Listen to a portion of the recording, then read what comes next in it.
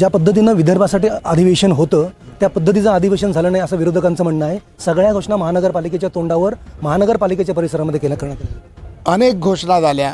हे अधिवेशन, हे विधानभवन, हे देवालय, हे लोकशाहीचं मंदिर आहे। या ठिकाणी अनेक घोषणा झाल्या। शेतकऱ्यांसाठी झाल्या, कष्टकऱ्यांसाठी झाल्या, महिलांसाठी झाल्या, कामगारांसाठी झाल्या, महापालिकेसाठी, जिल्हा परिषदेसाठी झाल्या आणि अनेक घोषणा झाल्या।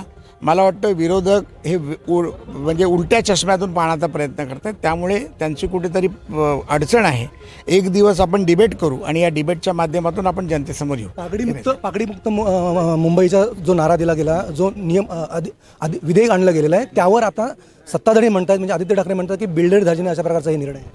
आदित्य ठाकरेला काम ना धंदा, आता महापालिका जाणार, सगळं लुटायची दुकानं बंद झाली, त्यामुळे आता आदित्य ठाकरे आरोप करतायत, अजून 1 महिनाभर आरोप करतील, त्याच्यानंतर हे जे बेड्यात घुसतील ते परत बाहेर येणार। तर हे होते प्रसाद लाड, ज्यांनी सांगितले आदित्य ठाकरे यांना काम ना धंदा। व्हिडिओ जर्नलिस्ट कल्पेश मोरेसह प्रमोद पाटील, LS मराठी, नागपूर।